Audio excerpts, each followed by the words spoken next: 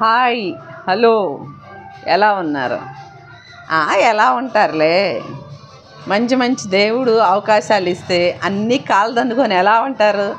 వాళ్ళని చూసి కుళ్ళుకుంటా, ఏడుచుకుంటా, తుడుచుకుంటా. అడగటానికి నాకు అసలే లేదు. మాట సామెతకి అడగాలి కదా.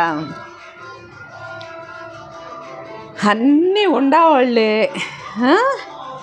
ఏం చేయక, ఏం చేయలేక మంచి మంచి వాళ్ళకి ఇచ్చి చేస్తే లారీలకు సామాన్లు, కట్టలు కట్టలు డబ్బులు, కిలోలు బంగారాలు ఇస్తే సంత ఒకడ వారేస్తున్నారు.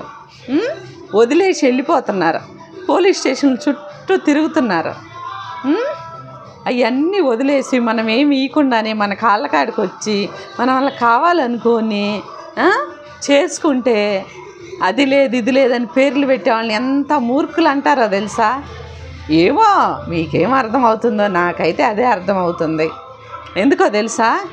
మన లైఫ్లో ఏం జరిగింది, మన అమ్మమ్మ లైఫ్లో ఏం జరిగింది, మన అమ్మ లైఫ్లో ఏం జరిగింది, మన చుట్టూ ఏం జరుగుతుంది ఒక్కసారి ఆలోచించి ఒక స్టెప్ వేయాలి ముందుకి, లేకపోతే ఒక నిర్ణయం తీసుకోవాలి. ఆలోచించకుండా ఏదన్నా మాట్లాడినా ఏదన్నా చేసినా వాళ్ళని ఎంత మూర్ఖులు అంటారో తెలుసా? ఎంత మూర్ఖులు అంటారు. అచ్చా 17, 18, 20 సంవత్సరాల లోపు ఉన్న పిల్లలకి ఏం తెలియదండి.